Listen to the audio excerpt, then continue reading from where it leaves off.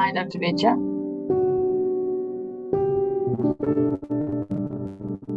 Oh, you have to enable audio.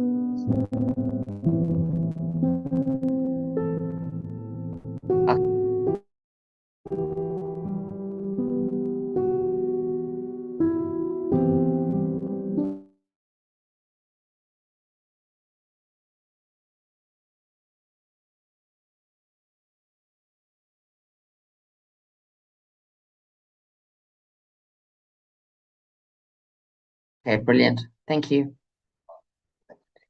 Good evening, ladies and gentlemen. Welcome to another session of Intellectus Campus. We are having a little bit of a problem at the moment getting our main presenter to connect. So, Belle, do we have a copy of the presentation he sent us yesterday?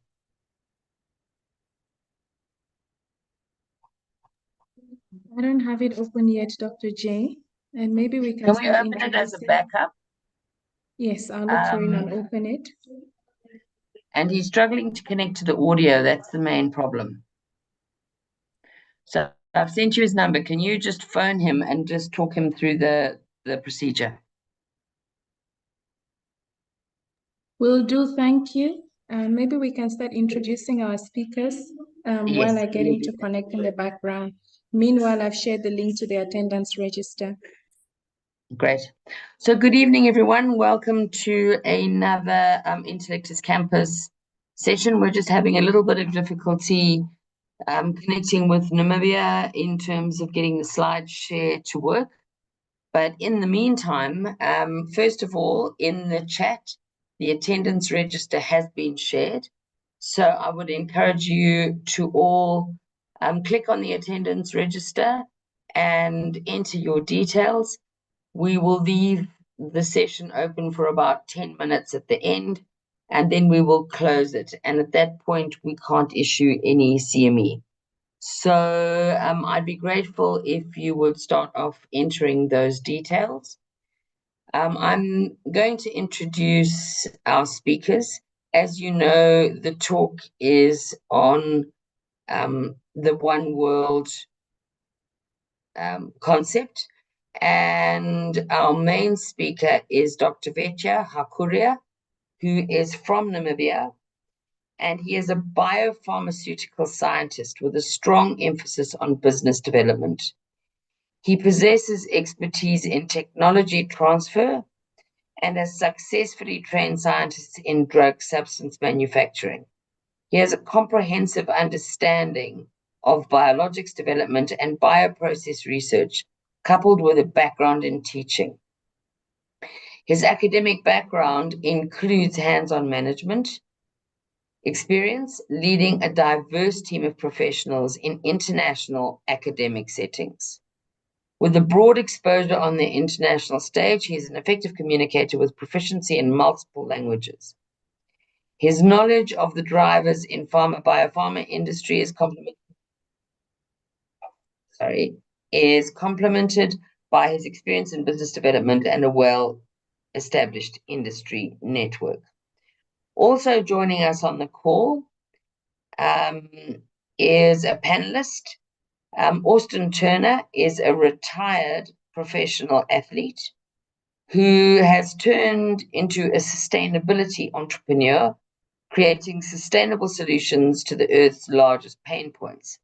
As the president of the multinational consulting firm Painsolvr, he's focused on sustainable manufacturing that empowers socio-economic development through education and job creation. He is passionate about creating sustainable solutions in the fields of health, energy, climate change, ecosystem conservation, and water, to name a few. He is currently working on ways to halt the outbreak of cholera in Zimbabwe and the region, to curb deforestation in Malawi, and creating potable, clean water for all. Originally from California, USA, he retired from American football in 2016 to focus his attention to entrepreneurship. He began traveling to Africa in 2017 and immediately fell in love with the continent, moving to Africa full-time in 2022 to pursue the desires of creating African-made solutions for Africans by Africans. So welcome to both of our panelists. Belle, have we managed to get the slide share to cooperate? Dr. Vetja is on the call. Maybe he can confirm if he's able to share screen. Welcome, Dr. Vetja. Thank you, Jackie. Just quickly take me through the share screen. Where is that share screen button?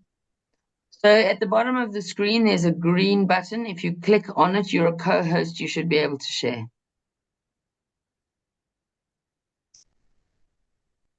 Here we go. There's Share a screen. green button where you have your menu on your screen. It says share screen. Can you see Got that? it. Okay. I think we're there. Should You be have to there be now. patient with us grey-haired doctors, Belle. Yes. Okay. Well, can you see my screen? It says you've started screen sharing, but it's not up yet. Now we can see your screen. Now, if you take the pointer and you go to slideshow on the top of the menu, it's about 8 along. If you click on that and start from the beginning, we'll see your whole screen.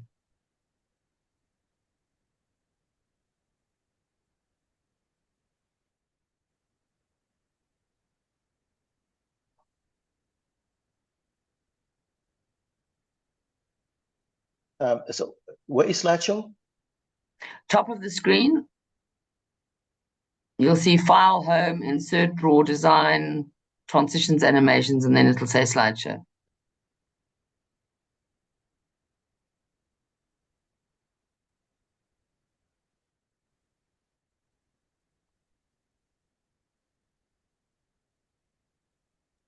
Sorry, Doc, right at the top of your screen where you have the Not red that one, line. Doc. Yes, where you have the red line. You have auto save on, save button. Yeah. Then there's something that looks like a TV screen with a play button on it. The far left-hand corner of your screen. Is that for sharing? No, that's to play the presentation.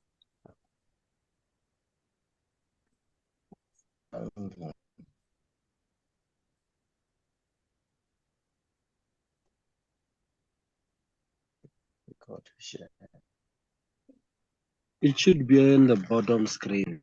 Okay, Doc, can you click on home? I think on home, on your menu. Wait, okay, you There, got it. you've got it. Well done. Sure. Can you all see it?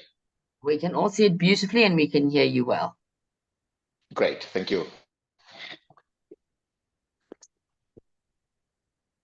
Right, Jackie, should I start?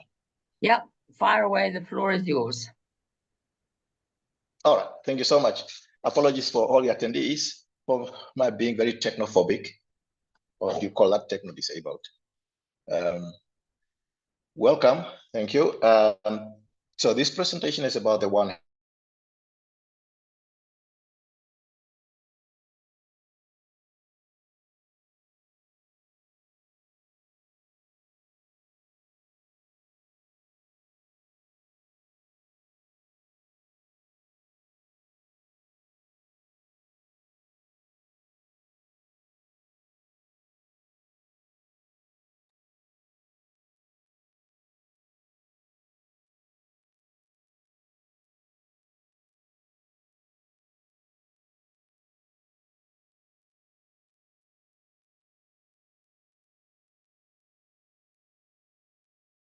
Hi, everyone. I think we've just dropped out. I'm not too sure what the connection problem is, but I'm going to sort it out.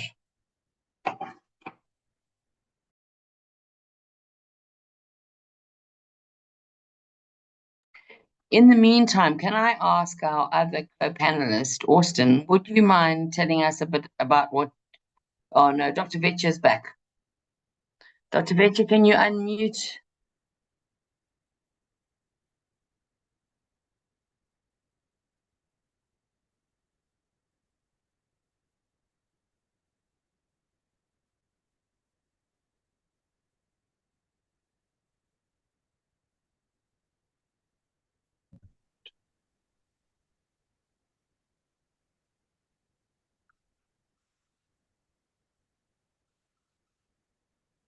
Dr. Vetja? No, he's dropped out Hello, again. There we go. can you hear me? Yeah, we can hear you now. You dropped out for a bit. Yeah, I've got some connectivity issues here as well. It's raining. Whenever it's raining, you have those issues. Okay, sorry about that. Can we? Yeah, let's just continue. Let's start. Yeah. What indeed? Yeah, what indeed is the One Health concept or the One Health platform? Basically, what it is an approach that recognizes that the health of human being is connected to the health of animals and our shared environment. And so in terms of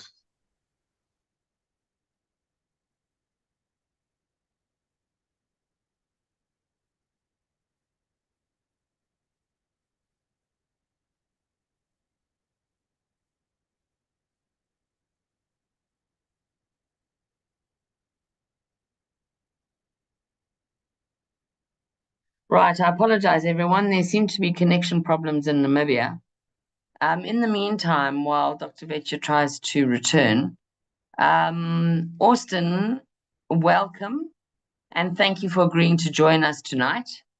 I wonder if you can just tell us a little bit about your vision for Africa and how we can proceed with sustainable energy, sustainable water, and sustainable fertilizer, because I think that health starts really with good water supplies. So I'd love to hear a little bit about your story and a little bit about what you are doing in Africa. Yeah, absolutely, Jackie. Thank you for the segue. It looks like Dr. Vetja's back. Would you like him to take lead on this, or do you want me to jump right in? Why don't you jump in for about 5 minutes, and then we'll just make sure that the connectivity is happening and the slideshow is working. Fantastic. All right, everybody. Hello, good evening, happy Tuesday. My name is Austin Turner. For those of you that weren't here at the start of the call, I am a sustainability-focused entrepreneur, originally from California, United States. Moved to Africa full-time last year, been coming to the continent for about 7 years now, and fell in love from day one. Fell in love with the people, fell in love with the culture, fell in love with how you guys present yourself, and what you guys are emitting into the world is something that resonated with me deeply from the very beginning. Before I dive into Painsolvr, what we do with my multinational consulting firm, I want to talk a little bit about the One Health concept and how it resonates with everything that we do. I don't want to steal the good doctor's thunder, so I'll let him go through his presentation. But everything One Health conceptually is focused on is embedded within our operation, design, and business philosophies here at Painsolvr. We recognize deeply that all systems are interdependent and interconnected with each other. In the entrepreneurial world, businesses are created and they do not realize that each solution has a counter to another solution present. Political, social, economical, environmental, each of these systems have a circular relationship, i.e., one impacts another. So if you addressed one pain, you are contributing to another pain. Or if you bring one solution to market, you are contributing another solution opportunity. So everything that we do is under the theory, guise, or premise of creating and solving the shortcomings that modern technology gaps create, right? Ultimately, there is a paradigm shift. And in order to solve the paradigm shift, in order to obtain true sustainability, you have to create a product that not only saves the pains, but also co-interacts with the other pains that are present. Some of the issues Jackie mentioned so eloquently were solving deforestation in Malawi. We're also helping the cholera outbreak in Zimbabwe. Ultimately, the cholera epidemic and the deforestation pain in Malawi are two separate pain points. However, we have figured out ways to sustainably solve both with an interconnected, interdependent system and solution. Before I dive into that, go ahead.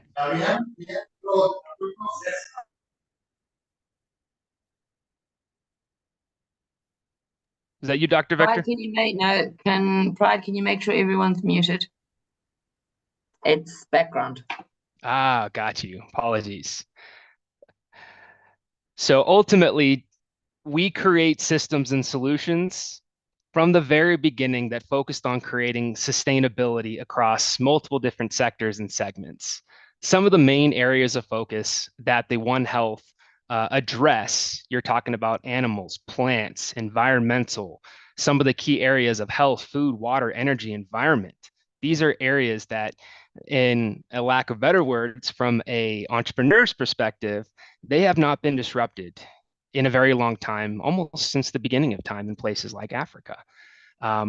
For my pain and my product and my business in general, we dig deep, we go into the communities, we figure out how the communities are being negatively impacted, and then we work towards creating sustainable solutions for these individual communities that also have a greater both subnational, national, regional, and global footprint opportunity.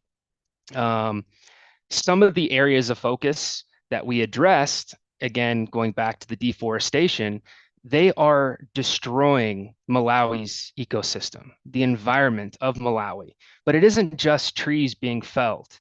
It's why are the trees being felled and who is being impacted because of the felled trees. We'll talk about who's being impacted first. Well, the people. The people around these ecosystems that are being destroyed, they're not accessing or having the ability to access the resources of the trees to begin with. Now you look at the animals who are being displaced or even killed because of the falling of trees. But in order to figure out how to provide a solution for that, you have to understand why it's happening to begin with. Same thing goes for cholera, right? When you look at the reasons behind the spread of cholera, it might sound simple and easy from an entrepreneur's perspective. From my perspective, it is pretty simple and easy. Well, you stop polluting public waterways, you stop allowing access to industrial and raw human waste to go into these tertiaries where people are using that water to swim, to bathe, to cook, to clean, to drink. That's a pretty simple and easy solution. However, when you start placing all the players at B, politically, socially, economically, environmentally, it becomes a challenge, a headache, and something that I've set my entire life moving forward in order to solve. Now, Dr. Jackie, would you like me to share a deck? Do you want me to keep going on this perspective? Do you want me to dive into any individual pain point? How would you like me to proceed from here? I think what we'll do is we'll try Dr. Vetja to screen share again. And then I think it would be good to bring you on at the end with some of the solutions for things like hydrochar and Perfect. for things like potable water. So, Perfect. Dr. Vetja, can you unmute and share your screen?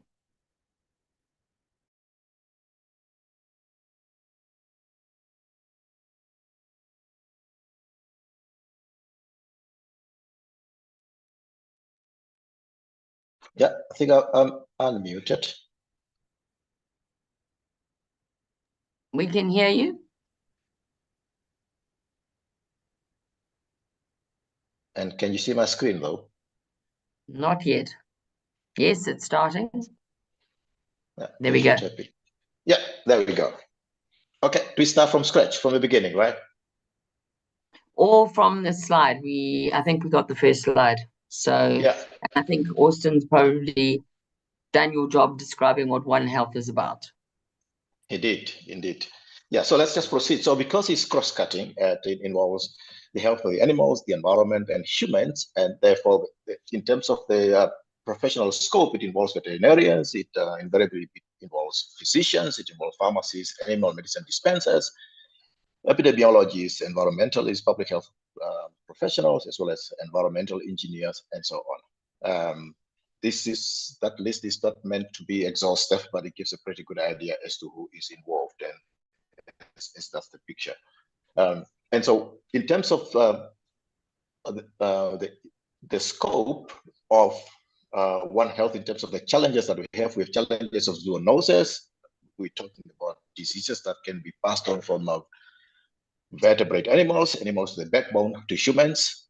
There are lots of diseases. Many of those would be foodborne, others would be through contact with animals that we use as pets, our dogs, our cats, snakes, what have you.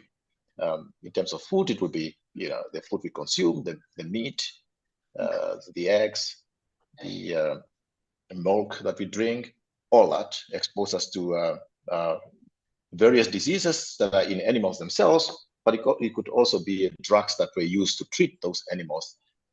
If the withdrawal period has not been observed, those drugs will end up in the milk, it will end up in the meat, it will end up in the eggs, and so that comes to humans as well. And so antimicrobial resistance becomes an issue because if we're getting a high dose of drug residues through our food, that eventually breeds resistance in humans as well, and that becomes a health issue on the human side as well, either through a suboptimal usage of the drugs, or like overdosing, underdosing, and all that. It also becomes an issue of medicine dispensing, medicine storage, medicine disposal. So it becomes an environmental issue. And so this issue comes back to us because drugs are disposed into estuaries, into the environment, end up in the water. We drink the same water, and the cycle closes. It comes back to us.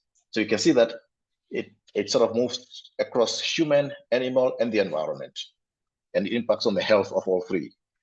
And so issues of pharmacovigilance are important. Of course, public health issues like food biosecurity, waste disposal, bioterrorism, pandemic outbreak, and public health issues. Those are all areas that that fall under One Health. So in terms of zoonosis, I'm just going to give a quick snapshot of a few important zoonoses. We said it's diseases that are passed on from animals with a backbone to humans. HIV, typical one, Ebola, plague, SARS, avian flu, swine flu. Obviously, disease X, which we do not know what it is, but it's just right there on our doorstep, about to break out. And COVID-19 are examples of zoonosis. All these are diseases that are passed on from animals to humans. Just to give you an idea, 60% of existing human infectious diseases are zoonotic. That's quite a lot. We have 5 new diseases appear every year that are or 3 are of animal origin. I'm just trying to click on, yeah. And then at least 35% of emerging infectious diseases of humans have an animal origin, and 80% of agents with potential bioterrorist use are zoonotic pathogens. It gives us an idea of the scope of the problem. Just a few examples. I'm just going to run through a few of these. Many of you know these already, but for those who do not come from that kind of background, give you an idea of the zoonotic diseases that we have, like rabies, which is caused by Lissa virus, for instance. Anaplasmosis is caused by that organism. It's tick-borne, so it's passing through ticks. If you look at that picture very carefully, you'll see that you've got vertebrate animals, you've got ticks there, you've got a mouse there, you've got a human. And so this disease basically goes through all three. It's a complex nature of its life cycle, and we need to understand that life cycle in order to intervene appropriately, prevent the spread. Lyme disease, which you all know, caused by Borrelia burgdorferi. Echinococcus, again. So you see there's a food animal there, but you also have a pet animal there, and then you've got a human. And so it's a complex life cycle. And again, we need to understand this life cycle. We have a clear association with the animals that are involved here. The other one is a pet animal. We keep them in our houses as pets. And so therefore, if they're infected, they can infect us as well. And of course, sheep it's a food animal. So we eat products from sheep, whether it's meat or whatever, or drink milk from it. And so the exposure comes from that association. Anthrax, which you all know very well, Bacillus anthracis, which is fatal. And all the sorts of foods that we see here can expose us to the risk of zoonosis. We've got another picture here and so on, more on on all the issues that are involved, including like abattoir procedures, the hygiene issues, the milk that we have, so the dairy people who run dairies, for instance, the handling of the animals, the treatment of those animals. If a dairy cow is sick, for instance, what we treat it with, and how do we ensure that whatever drug it was treated with has been cleared from the system before we consume its milk. That's important. So the withdrawal period is important. It's important that me and you understand, but it's also important that the person down there in the village understands that. We may understand, but somebody in the rural area down there, they may not be aware of this. There are drugs that can be used for food animals. There are drugs that are not allowed for use in food animals. But there are also drugs that we need to, somebody who dispenses these drugs, you need to ask a farmer who requires a treatment for the animals, need to ask the relevant question in order to be able to dispense or recommend the appropriate drug. If you know the animal is used for milking, then the decision, a correct decision will be made to give the appropriate drug for an animal that produces milk. I'll give you one example. For instance, you look at a drug like an oxytetracycline called, it goes by a brand name Terramycin, for instance, and there are many other brands. I mean, it ends up in milk. It ends up in bones of calves. It ends up, if it ends up in milk, it also ends up in a calabash, in a gourds where people store the milk. Because if the withdrawal period is not being observed, and we milk the cow, then we store that milk, and people make sour milk of it. So it ends up in a calabash, and we end up drinking it. So it's important to know what the animal is used for. Is it a dairy? Is it for dairy? Is it lactating? Or is it meat? Or what is it? So the appropriate action can be taken, or appropriate drug can be dispensed. That picture, I think, is self-explanatory. The handling of meat. I think in many rural communities, in rural areas across Africa, you have abattoirs that are actually street abattoirs. We have them in parts of Namibia as well, but I think in many other African countries that's very common. I've seen in Kenya, they've got street abattoirs, for instance. So if an animal has been slaughtered and meat is being sold in the street, it's street abattoir. So when was it treated, and with what? And was the withdrawal period observed? Do we know if that animal has any parasites in it that can infect humans, for instance? And then, so the whole processing and handling of meat becomes important because it becomes a hygiene issue, but it also becomes a public health issue. So again, it carries foodborne disease risk. And of course, I touched earlier on the scourge of antimicrobial resistance, which developed because of overuse of medicines, or sometimes underdosing as well. But we have seen that one of the biggest drivers of antimicrobial resistance is a veterinary route. I'm not so sure what the reasons are, but partly you're seeing in parts of the world where antibiotics are used as a growth promoter. For instance, you find in countries like China and India and Bangladesh, where a drug like colistin, polymyxin, which is an antibiotic of last resort because of its toxicity, is used as a growth promoter. And so it is almost used prophylactically. And so it's part of animal feed, medicated feed for pigs. And of course, it ends up in the environment because it's a feed. And so that promotes resistance. In other cases, if a farmer is out there, far away from veterinary services, he's got a little bit of his antibiotic left, but he's got to treat many more animals, then they're likely to underdose because he wants to cover all the animals. But underdosing breeds resistance. There are other issues as well, like incorrect storage. That becomes a big problem as well. So there is a diagram there that just gives you an idea of the complexity of this, of the antibiotic resistance trajectory. For instance, it involves, as you can see here, it involves, you have chickens, you have cattle, you have sheep here. Because we consume the animals, we end up with a drug as well. Because we go to the hospital, we may basically shed some of these resistant bacteria and actually pass them on to the resistance in the hospital. They also end up in our gut, and of course through sewage and all that, it can also spread in the environment. We just heard earlier about the case of cholera, for instance, that comes from inadequate sanitation, but the same inadequate sanitation can also promote antimicrobial resistance. There is another example. It's basically the repetition of the previous one. I think I like this picture because it brings the whole One Health concept together. If you look at that picture, you see you've got pigs. If those pigs have not been treated appropriately, they will have what's that? The tapeworm, Taenia solium, which is a tapeworm, which causes neurologic cysticercosis in humans and causes epilepsy. We've got a big problem of, not a big problem, we've got a problem with that in northern Namibia, where people consume undercooked pork, for instance. Then you have cases of epilepsy. But the same pigs over there also are consuming all sorts of things, waste from there, from the waste dump, and that ends up in the meat.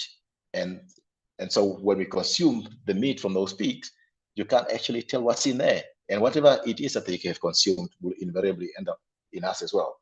So it promotes antimicrobial resistance if they have not been treated properly, for instance, and the drought period has not been observed, but also all the other pollutants that are part of the environment. So it becomes a whole environmental issue. Here's another picture that brings in all the aspects together. We've got antibiotic-resistant bacteria that are found in, we can start from here. Incorrect use, for instance, antibiotic residue in food and the environment. So the overuse of antibiotic in animals lead to resistance in animals. It leads to, because the animals are in the environment, it leads to antibiotics in the environment and therefore resistant bacteria in the environment. Humans drink the water from the environment, and that means those resistant microorganisms affect humans. And so there are two ways to introduce antimicrobial resistance in humans: through the consumption of meat and animal products, or association with these animals. They don't necessarily have to be food animals; they can be pet animals as well. But mainly food animals. So we develop resistance through the consumption of products. But we also get resistance through drinking water from the environment. Obviously, if the environment is polluted with resistant microorganisms, those microorganisms enter in humans as well through consumption. So in terms of the medicine dispensers and paraprofessionals, so we have,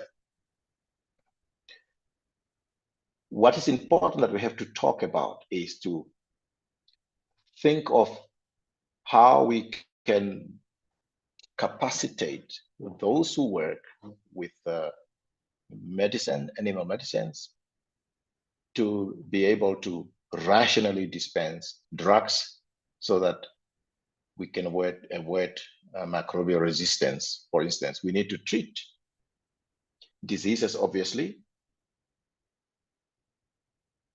but we need to ask the relevant questions when we dispense drugs, when we recommend drugs, because it's a responsibility to protect the animal that is sick, but also to protect the human who associates with that animal, who consumes product from that animal, but also the environment in which that animal left, and the human being left as well. And so that awareness is important because it forms part of what we call a rational dispensing. So we need to dispense drugs in such a way that we provide relevant and requisite information with regard to correct use, with regard to correct storage, with regard to correct disposal of whatever drug is being dispensed. We also need to provide correct information to the users of the drugs, like the pharma, for instance, on how to use it correctly. And so ultimately what it boils down to is there needs to be crosstalk between the animal dispensers, between veterinarians, between the environmentalists as well, so that we ensure that we safeguard the health of both of humans, the animals, and the environment. And so the One Health approach, that interdisciplinary collaboration between medical, veterinary, public health, and environmental professionals is absolutely crucial to tackling the One Health challenges. There must be that crosstalk, I must emphasize. So the big questions: is there crosstalk between the various One Health stakeholders? Specifically, do we expose community animal health workers and animal health technicians, and community health workers on the human side, pharmacists, etc., to One Health? Are they aware of the One Health concept? Would a pharmacist know a zoonotic presentation, for instance, so that he or she can alert veterinarians about an outbreak of a zoonotic nature?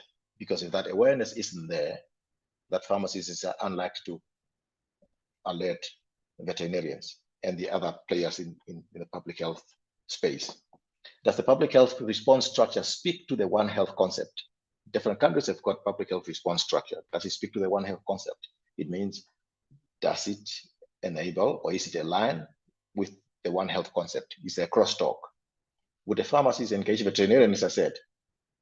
Are physicians on board the One Health program? A pertinent question: could rabies vaccination campaigns for dogs piggyback on the human ones, for instance, in what they call added value? So these are the important questions, because we're talking about health professionals on the human side, on the animal side, on the environmental side, including epidemiologists and those kinds of professionals. Do they talk to each other? Is there any crosstalk? Because working in silos is exactly what One Health is not about. One Health is about crosstalk, because it's interdisciplinary collaboration.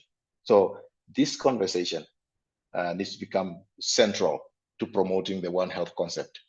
And I must emphasize the importance of bringing in the environmentalist to play a role here. Thank you. Thank you very much, Dr. Vetja. And I think crosstalk, one of the things that I think has happened, and it's happened everywhere, even within medicine, is people develop a speciality and they tunnel further and further, almost like a cone, into that speciality, and they lose the broad view. So certainly one of the things we are looking at doing in Zimbabwe is getting a collaboration together, which will include Avocare, of people who are involved in environmental and ecology science. We're looking at getting people involved in the veterinary world. And the idea is to look at, for example, cholera is an absolutely classic illness. We did a presentation on it about 2 weeks ago. The problem with cholera is it's very, very good at becoming resistant.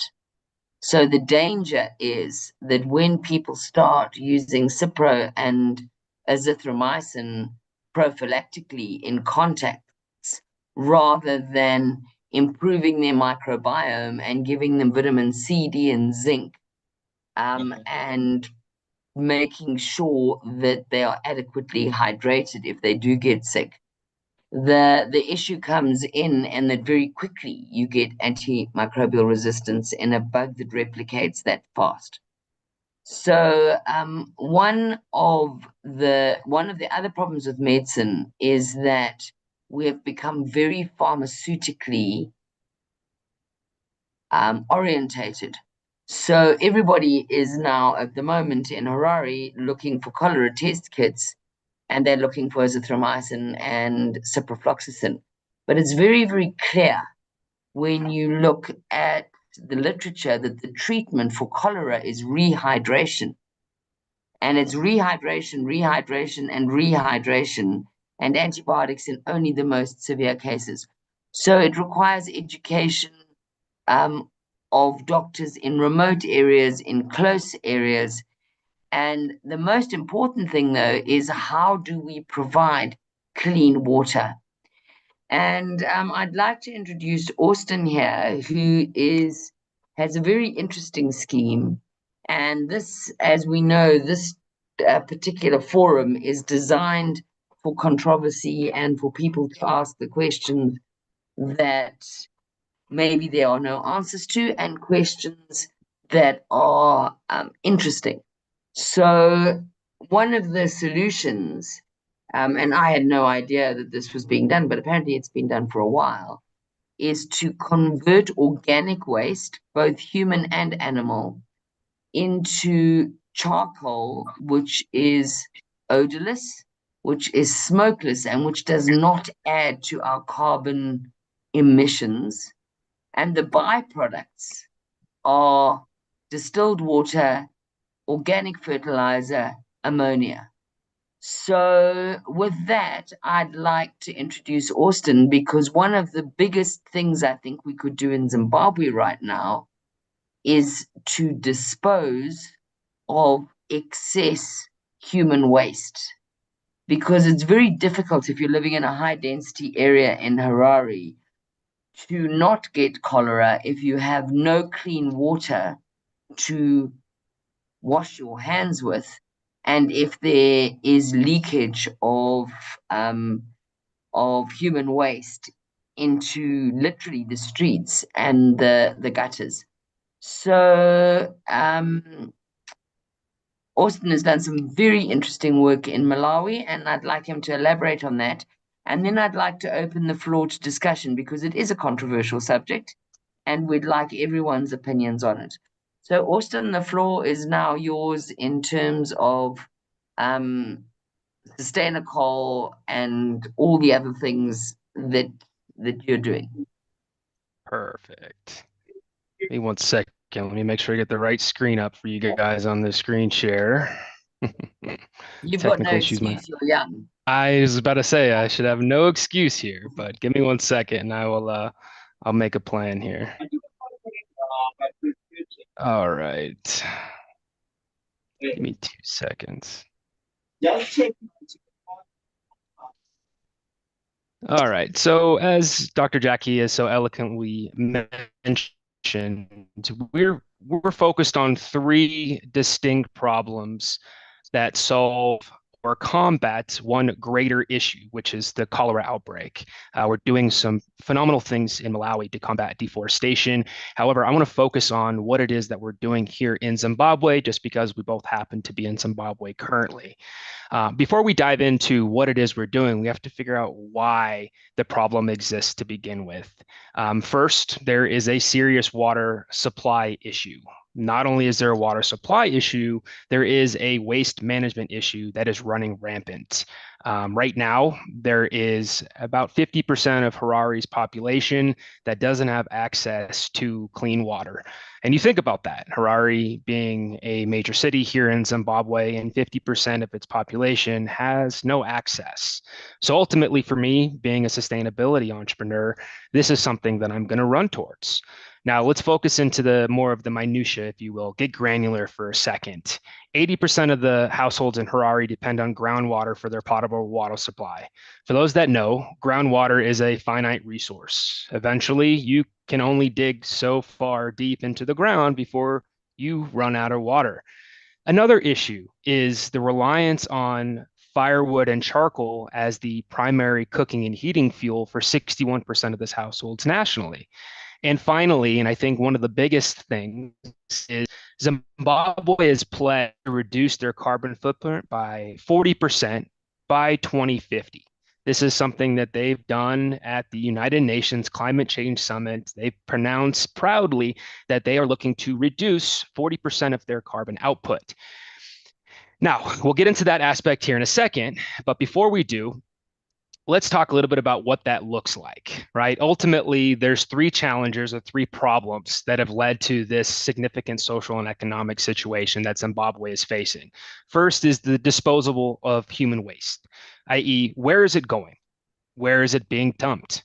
Once it's collected, where does it end up? And for Zimbabwe, and it might be the same for your countries where you guys are at currently, it might end up in public waterways, rivers, lakes. I'm in Harare currently. For Harare, Lake Chivero, excuse me, is the main water supply for all of Harare, and that is the primary dumping source for both industrial and human waste. Now, a byproduct of that is some of the challenges that we've been discussing: cholera, typhoid fever, just to name two. Cholera is a current situation that is rearing its ugly head again here in Zimbabwe. And it can be contributed, the waterborne diseases can be contributed to the pollution that is happening every single day just with the disposal of human and industrial waste. And then you tap into the initial issue that I talked about, groundwater supply dependence, which is availability. Ultimately, you can only tap so far deep into the Earth's core to collect that groundwater supply. And if you don't have alternative solutions, you are going to run out of water in a place like Zimbabwe. And that goes the same for many countries across Africa and around the world. Now let's look at the why behind those problems and why they exist. Well, first, the outdated infrastructure. Zimbabwe's infrastructure is built in the 60s. They only have a certain megaliter capacity. And right now, that megaliter capacity is less than the demand for the population. And that is a big thing going into the fragile supply. Population growth is rampant. It's been rampant for a long period of time, and it only is going to get greater and greater and greater. So as the population increases, the demand for clean, accessible water is going to increase as well. And if you don't do something with the pollution of major public waterways like Lake Chivero, you are going to have waterborne diseases continue to be a problem for years and years, decades and decades, generations and generations. Cholera, typhoid are two major ones, but there are so many others that are running rampant, and you might have experienced it personally yourself. Now, let's talk about the solution. For us, it breaks down to three areas of focus. One is creating sustainable solutions with sustainable manufacturing. And what that does locally is it creates jobs, it enhances the economic development at that local community level. Now, our first product, and thank you, Jackie, for the segue, is Sustainical. It is taking raw human waste, separating the liquids from the solids, and creating three individual products. From the solids, we have Sustainical, using a process that's been around for over 100 years called hydrothermal carbonization, or HTC for short. We're able to heat the solid biomass and create a byproduct called hydrochar. Hydrochar is very similar to what you might be familiar with in terms of a charcoal-based resource. However, hydrochar has a number of fantastic benefits to it. First one, Jackie mentioned, smokeless, smellless. It has a higher heat value index, meaning it gets hotter than a traditional charcoal source. It reduces greenhouse emissions, has no carbon footprint. It stops deforestation, which is what our big focus in Malawi is, and it's cost effective. Ultimately, we pay for the human waste, and we're able to create hydrochar out of that human waste. Now, from a commercial standpoint, there are a ton of benefits going after this circular economy, interdependency with each other. First one, everybody, including Zimbabwe, is looking to reduce their carbon footprint.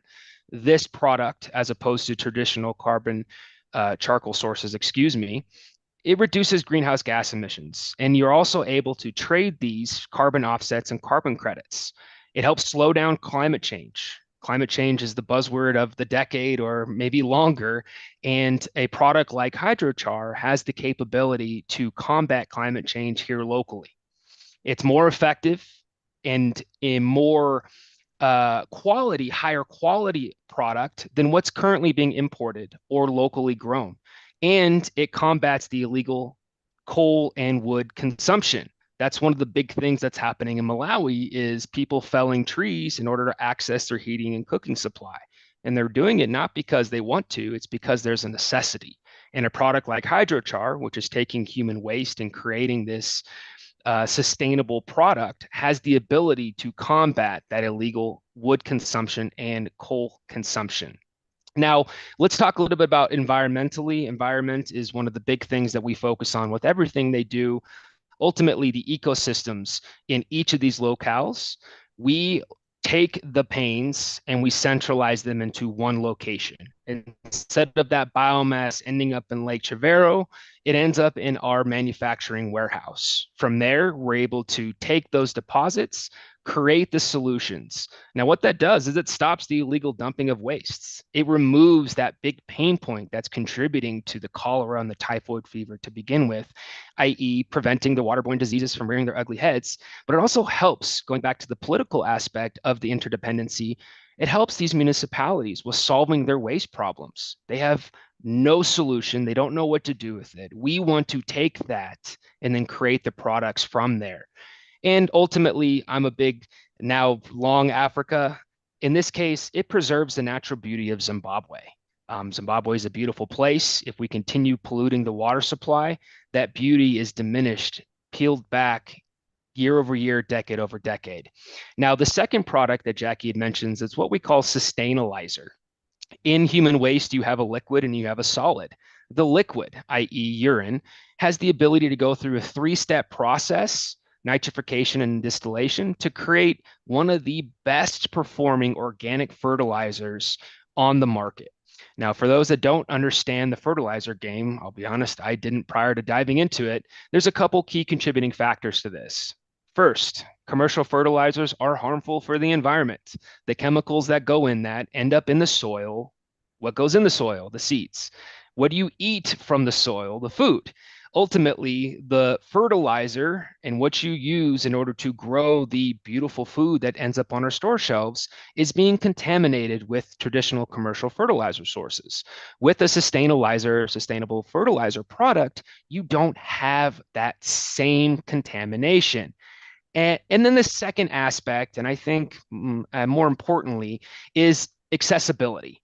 In a place like Malawi, where they rely on their agricultural sector to empower their gross domestic product or their GDP, if you aren't able to access fertilizer, you now are not able to produce the output or the quality of product in order to maintain the GDP. And if you guys are familiar, the Malawi kwacha devalued almost 50% a couple days ago. And a key contributing factor to that is because they do not have access to fertilizer. Now, a couple issues that are out of their control, like the war in Ukraine, current situation going on in the Middle East, is stagnating the supply chain for fertilizer. We now have the ability to take a raw biomass, such as human waste, and create the most beautiful organic fertilizer product that allows these companies, both the smallholder farmers and the commercial farmers out there, to be able to go after improving their quality as well as increasing their output in the agricultural sector. If you guys don't know, the fertilizer game is something that is a huge, huge advantage for countries, for continents, and then for the world in mass. At one point, Zimbabwe was the breadbasket of Africa. What they were able to produce and then export into the local, regional, national, subnational, and then global arenas really contributed to where they stood in the global world. We are helping countries get back to that. Some of the great things about this, and ultimately goes with this interdependency, is it's a circular economy that we're creating. We're upcycling these local renewable resources to create different products. In this case, the fertilizer product.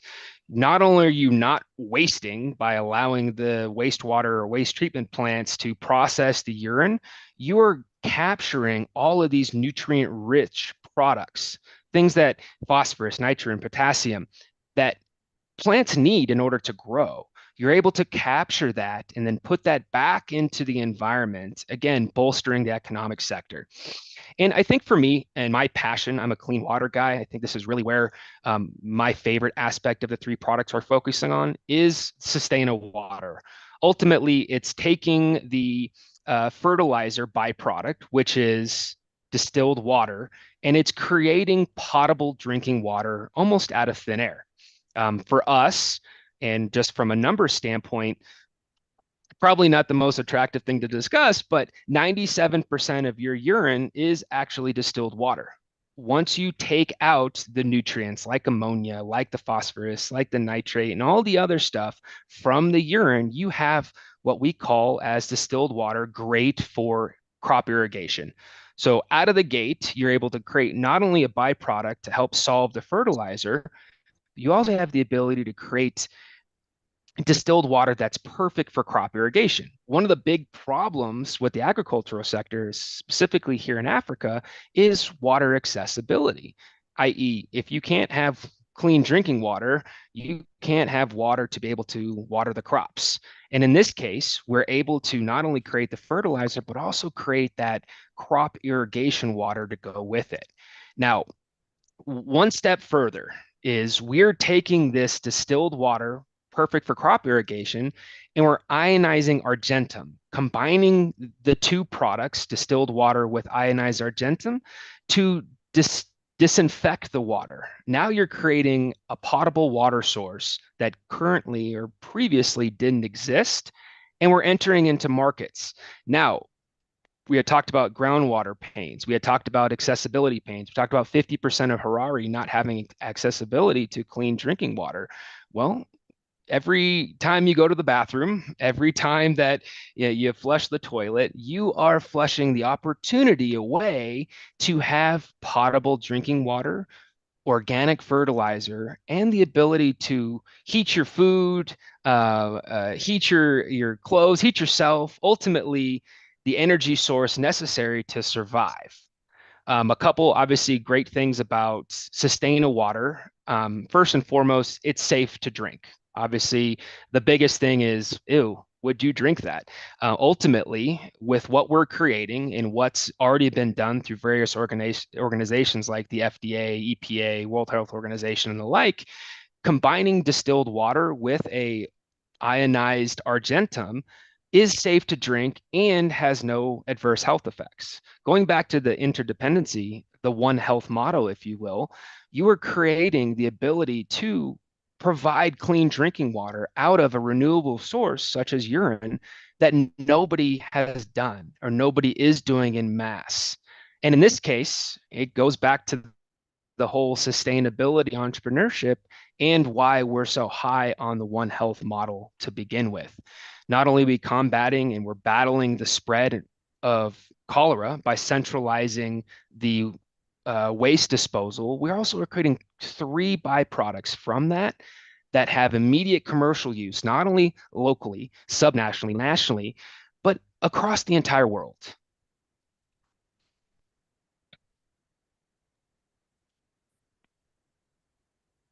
Thanks very much, Austin. That was really informative. And I'm sure it'll generate some interesting and controversial questions. One of the things I did the other day was actually put on a second pair of glasses so I could read the label on the bottled water that I drink. Because for some reason they write it in font 6. And it states there that it is municipal water that has been scrubbed. Now, I wouldn't drink the municipal water out of the tap and when I do, I get sick because we know our municipal water supplies are contaminated. So I think a lot of this is getting people's heads around using a source such as this. But for me, the biggest, I'm just going to stop my video, but I don't think my video is working. I'm just getting a black screen.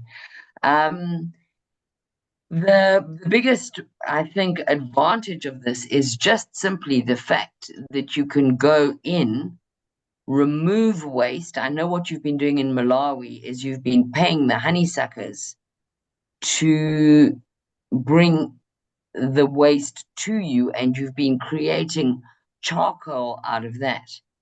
We also know that Zimbabwe is building the biggest steel plant in Africa, in Mbuma, and hydrochar would be potentially one of the best ways to fuel such a plant in industry.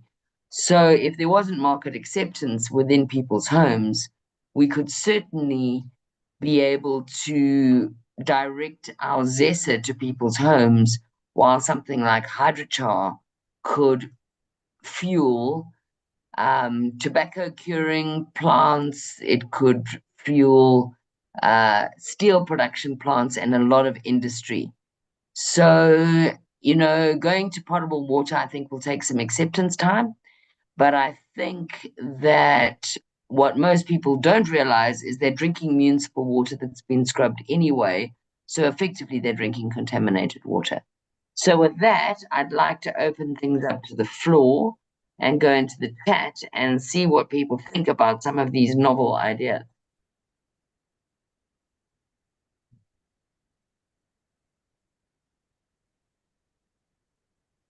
Dr. Vetja, can I ask you to comment? Because I know you and I have discussed sort of sustainable solutions. You obviously come from an area that has a lot of desert in it, and where water is liquid gold, literally. So I'd like to hear your comments on what you think about Painsolvr's potential solutions. Yeah. Thank you, Jackie. And Austin, thank you very much for an interesting presentation. Really, very, very interesting, exciting development. For us in Namibia who are water stressed, reclaiming every drop of water is absolutely crucial to our survival.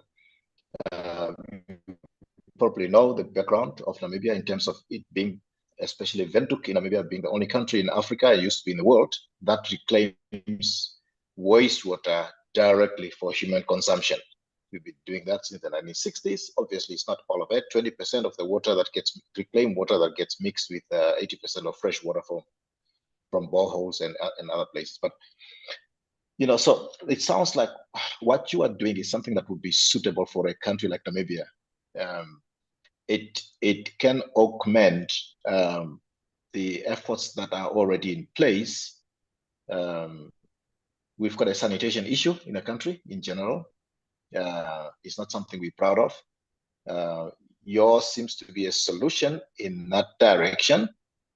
But I'm also thinking in terms of artificial groundwater recharge. We depend a lot on groundwater, especially in the capital city in Windhoek.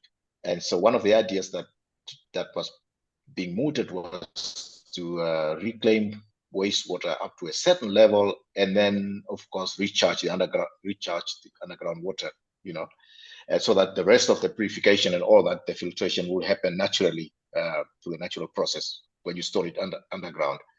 But additionally, one of the big reasons why we have to do that is also because of the 80% evaporation rate we have in the country. This is a country with a blazing sun, and any surface water that's exposed, 80% of it will evaporate. So basically, artificial water recharge is actually storing water underground to protect it from evaporation, in addition to having it purified through the layers of the soil and all that and so on. Yeah. But yeah, no, I think it's an interesting one. But I'm just thinking, how do you, Austin, like in Malawi, the case of Malawi you just mentioned, how is it focused on concentrated areas, like residential areas where there's a high concentration of people, and therefore it will be easy to collect whatever waste is produced? How would you then roll it out in rural areas where the big sanitation issue is? I guess in Namibia, that's where the big sanitation issue is in the rural areas, but also maybe in the informal settlements where the sanitation is less than desirable. Yeah, that's a great point, Doctor. Ultimately, in Malawi, we're focused on the masses, if you will. Malawi's got a nearly 20 million population.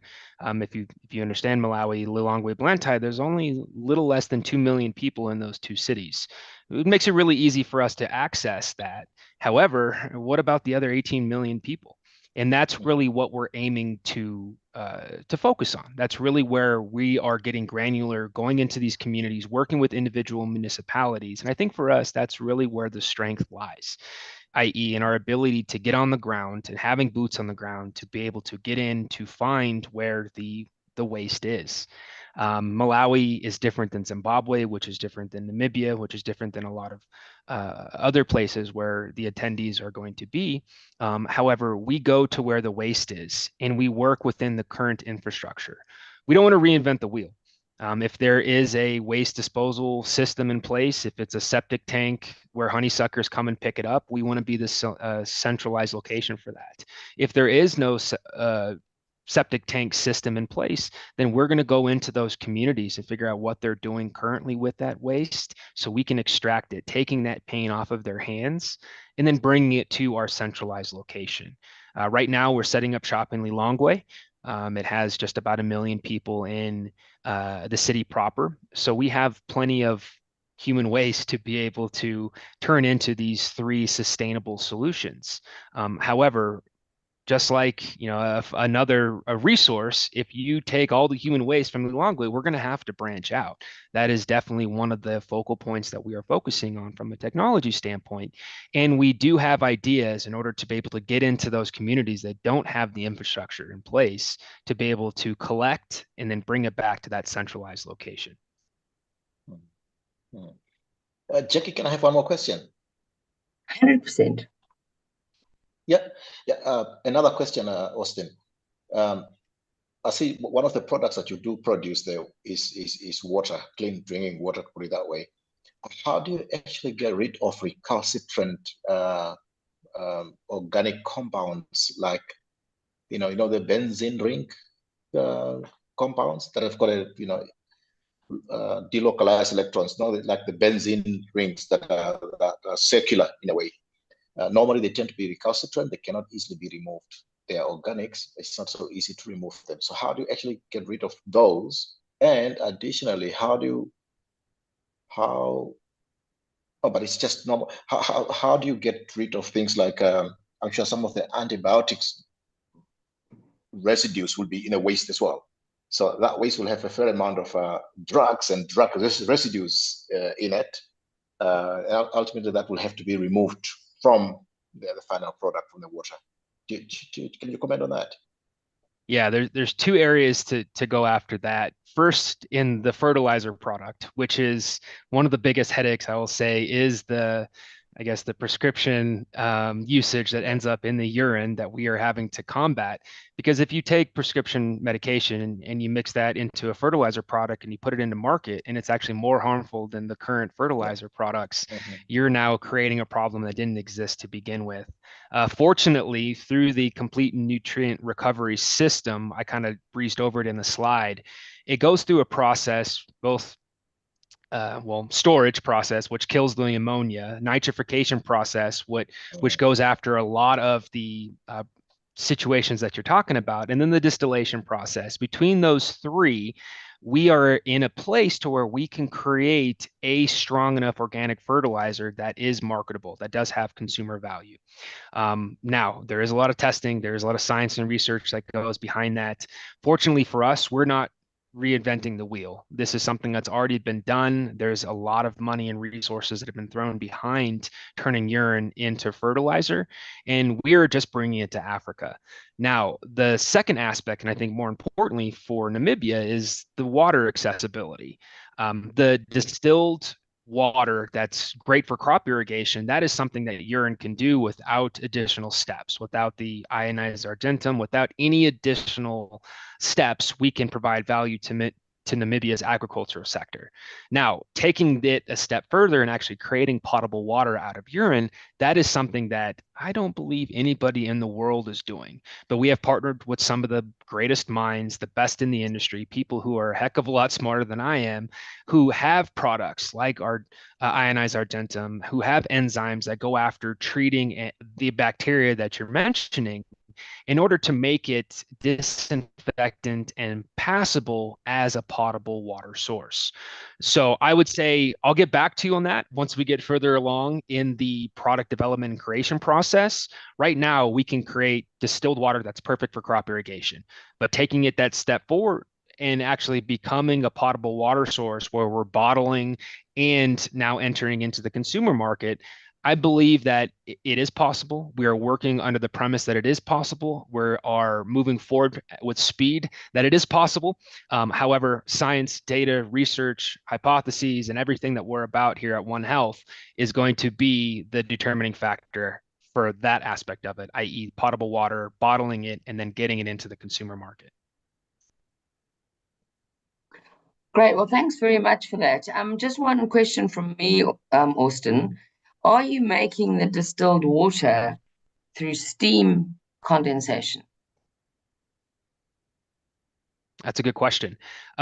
No, we are not. We are actually separating the nutrients. We're killing off the nutrients we don't need through nitrification. And then during the distillation process, we're separating the phosphorus, the nitrates, everything that you need from an agricultural or organic fertilizer. We're removing that. And what's left over is distilled water. The cool thing is for every liter, 97% is distilled water. So with a very small amount of liquid fertilizer, we get a large amount of distilled water. And that's something that can be scaled based off of population density, location, so on and so forth. But no, we're not using steam. We're doing a 3-step process that actually kills what we don't need, nitrifies through the product, and then separates through a complete nutrient separation what we want to collect and turn into that biofertilizer. And then the leftover byproduct is that distilled water. Okay. And just another question that's in the chat. People are asking, how do you ensure that there's no Helicobacter, any other bacteria or viruses in the solution? And I can probably answer that because water purification systems currently in ZIM involve aluminium sulfate or high levels of chlorine, which actually quite adversely affect the taste of the water. And obviously people are quite concerned about aluminium in water supplies with the concerns about the association between aluminium and dementia. So there is a lot of work done. NASA has actually done the work on potable water. So for their astronauts, the people to look to in terms of recycling water is obviously NASA. Because if you're sort of orbiting around the moon, you can't just pop into your local 7-Eleven and pick up a 6-pack of water bottles. And so what they were doing, they were using iodine. They've also looked at a 80% copper, 20% argentum mix. And they've also looked at a pure argentum mix, which is the least toxic of all. And I know NASA and the airline industry are certainly looking at, if they have to recycle water, that the safest and the products that least affect taste and are least damaging to the human organism are copper and argentum, and actually gold as well. But because they all sit in the same series in the periodic table, they're all electron donors. But unfortunately, if you use gold, you're going to be drinking some very expensive water. So it becomes unaffordable. So I think that answers the question. There's multiple ways we can sterilize water. I personally don't like chlorinated water. But, it's not about taste, it's about not getting sick. And I think that there are cheaper and there are safer and better alternatives. And I think turning to work of people like NASA is an amazing opportunity. Jackie, one more question. Quick question, Austin. Yep. That's I mean, your process of producing the distilled water for irrigation is an interesting one. And then currently, Namibia is in a great push to promote agriculture, and irrigation, of course, requires water. That's very important. And in a country that's already dry, even for human consumption, you can imagine for irrigation where you use quite large amounts. It's even more of a challenge. So, I'm seeing an opportunity here, but I would want to know about the process economics. How cheap would producing such water be? Obviously, that's a big consideration. Yeah, that's a great. Yeah, that's a great point. Namibia's landscape and how dry and arid it is. I imagine the agricultural sector is a very hard sector to produce real growth in. And the great part about what it is that we're doing, it stems down to the biomass that we're using.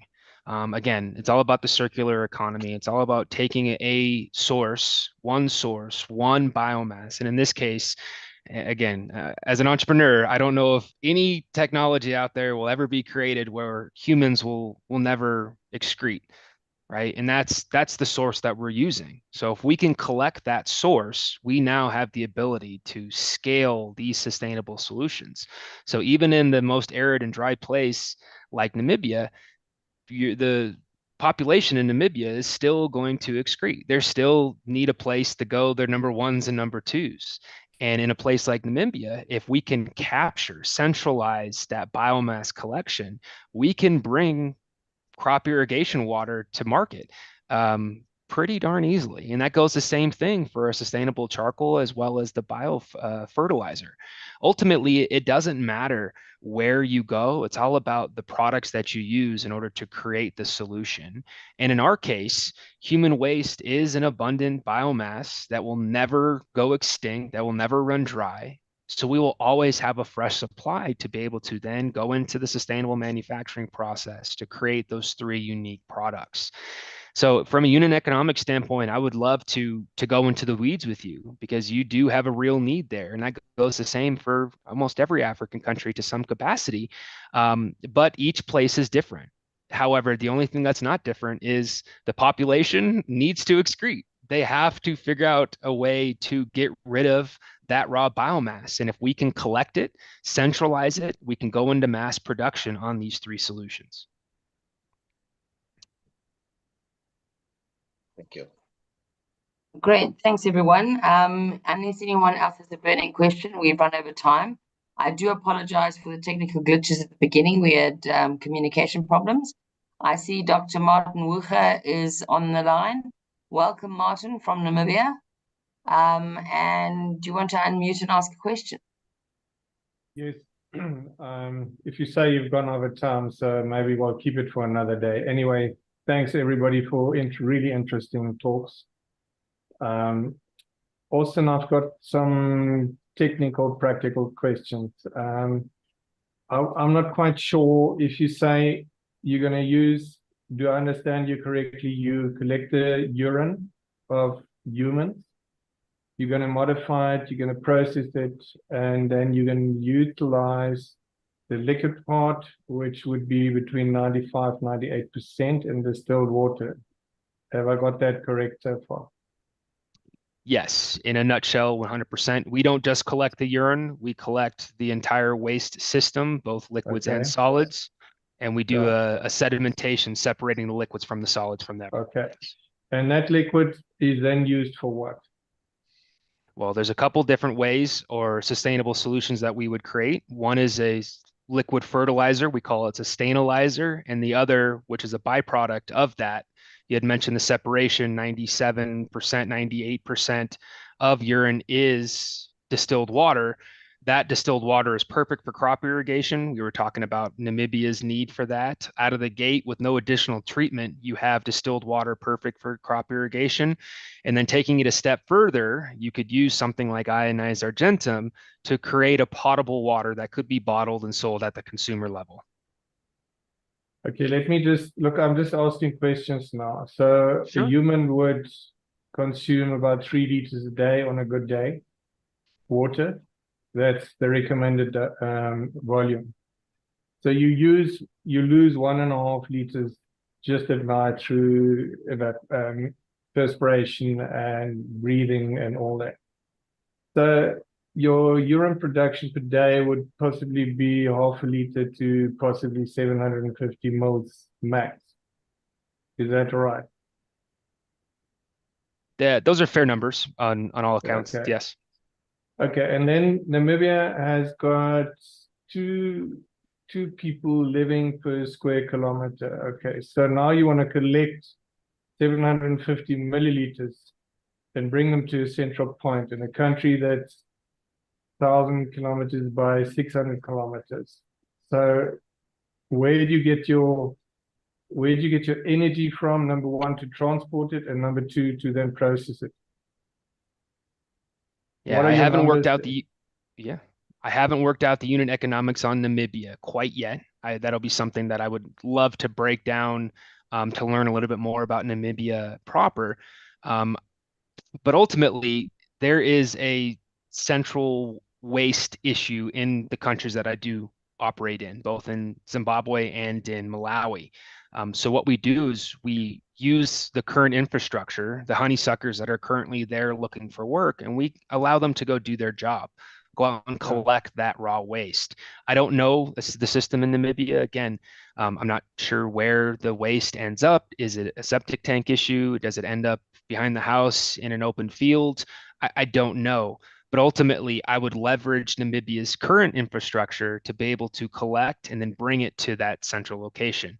One day in the future, I might own a fleet of septic tanks and a fleet of honeysuckers, but at this current point in time, there are too many people who are looking for employment in the current infrastructures that we work within to not deploy them, empower them to begin with. Okay. I'd like to say, mention another thing, Martin, and this is just something that comes from being in Australia, where you were very limited to the amount of water you could use a day. What a lot of people don't realize is that when they use a flushing toilet system, they are using several liters of water to flush away maybe 200 mils of water or of urine. So a lot of that water is wasted. And certainly in anywhere who does have a flushing toilet, they're using huge amounts of water if the toilet is regularly flushed. So that water is also available for collection because it goes into a waste system. Yeah, look, I just want to throw in an observation, and I come from Jackie knows my background, but I spent 3 years at Rhodes University in the late 70s, and my degree was microbiology, virology, and zoology. So we spent a lot of time in microbiology. There was a sewage plant in Port Elizabeth in the Eastern Cape, and the sister sewage plant was in Windhoek. So we spent a lot of time looking at the bacterial side, at the management side of sludge, of flocculants, of sediments, and the bugs that you do and what you do with it. So I want to just throw some ideas at everybody here today. So I think, and the questions that I ask come from your observation or your sentence that you say you're looking at the rural communities, you're looking at the big people that are not centralized. So, and that I think is really tricky to do because of the distances and because the way they, get rid of their human waste. So if you look at the rural environment, I think it's very, very difficult to do. If you look at the cities in Namibia, it would be Windhoek, it would be the cities at the coast. I think there is a pretty good infrastructure. You will get lots of volumes in established systems to central points, and then you can process it, and then you can do what you suggest you do. And I think it'll work really well. In fact, there are some cities in Namibia. I know Swakopmund used to have something already. The sewage plant would sell, you could say, the human waste once it's been processed. You could buy it there virtually for nothing. And the guys used to use it for putting it on vegetables and stuff, or even their lawns and that. And that was even done in the, you could say, 80s, 70s, 80s. And it worked pretty well. Just on the sideline, one has to distinguish in water what you want to eliminate. If it's bacteria and microbes, you are fine working with silver or aluminium or the halides, in other words, chlorine and the traditional sort of things. The problem is the bioactive substances. In modern cities, you have a lot of drugs. Take the hormones of the contraceptives and that. They are really, really difficult to get rid of because they are incredibly stable. And that's been a mess or a tricky story in Windhoek. There have been theories around that if you drink Windhoek water as a youngster, when you could say your reproductive tissues are developing, that it's really bad for you because the estrogen-like substances given to little boys of 6 to 10 years is a nightmare. And there have been several instances where people, young adults that grew up in Windhoek, had very, very low sperm count. So you have to be aware of that sort of stuff. The aluminium as flocculants is a no-no because it's a heavy metal. It's extremely neurotoxic, and it's extremely difficult to get out of the body again. So before one goes into these things, you have to look far beyond the physical cleaning of the water that it doesn't make you sick. That's short term, okay? Long term, you have to look a bit further, and you have to actually look at what it'll do metabolically in the body. It's just an observation.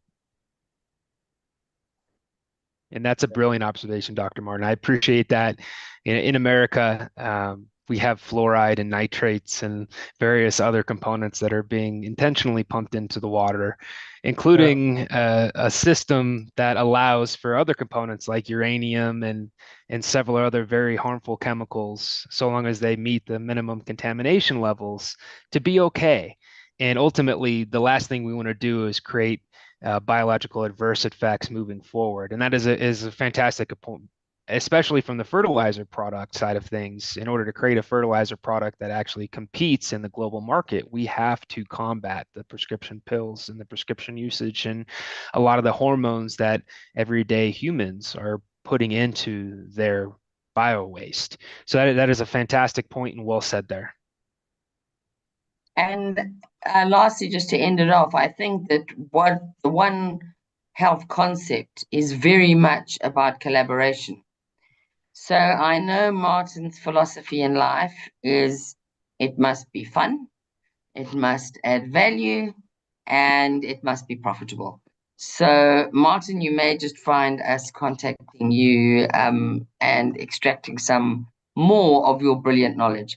Martin is actually speaking next week at the same time, and we look forward to that. On that note, I've got the Namibian timekeepers telling me that we are half an hour running over. So I think what we should do from here is possibly connect Dr. Vetja and Dr. Wucha in Namibia with us on this side, and we can look forward to creating sustainable solutions. I know that when we go to the Lowveld, I know Martin is also a lover of the bush, as am I. And if we go down to the Lowveld, if you go to any community and you ask them what they need, the first thing they say is water. So how can we produce safe water for these communities? And I think that between us, with collaboration, without sounding like I'm a South African rugby team supporter, I think together we can achieve more and go further. So on that note, I'd like to thank Dr. Vetja. I'd like to thank Bell and the Intellectus Campus team. I'd like to thank Dr. Wucha for his contributions, and I'd like to thank you, Austin, for introducing us to solutions predominantly for waste removal in the congested areas, and the potential to produce power for our steel plants and our industry through hydrochar without adding to the carbon footprint. So unless there are any more questions, I think we should leave it there. One last comment, Jackie. Austin, Yes. I think, yeah. So in line with the comments of Dr. Martin Wucher, for instance, what I'm thinking is, there are some technologies that unleash a whole potential solutions because of the availability of a new technology. And I think of your technology that it may actually spur on some sort of intermediate solutions for dealing with waste in rural settings, so that we can piggyback on your technology to actually bring us an intermediate solution on which yours will start to build on, because of the commercialization part that you bring in, and people see the value of human waste, and maybe that will spur on sanitation solutions within the rural areas, so you start to meet us halfway, because of the technology. You understand what I'm trying to say, for lack of a better word. Absolutely. Because so I think that's what I'm thinking now. My mind is running around. I think, okay, so what can we do in the light of what Dr. Martin Wucher said now, sparsely dispersed communities, for instance, that are not so concentrated, but there is this opportunity that's brought by your technology, and maybe there is something we can do now so that we can leverage this technology. Yeah, I'd I also love that. like to add that. Yeah. Sorry. Go ahead, Jackie. I think I'd also like to add that Pantheon Energy are also talking to Austin, and their solar systems that they're developing are very interesting. We'll have the reports by January, but it looks like the solar will be able to generate about 10 times as much power as the current solar systems. So the one thing that you are going to find, I'm thinking more in a concentrated area with 3 million people like Harare, is that if you can power the ability to distill the water and actively distill the water, I do wonder if that's also another solution to get rid of any organic chemical molecules.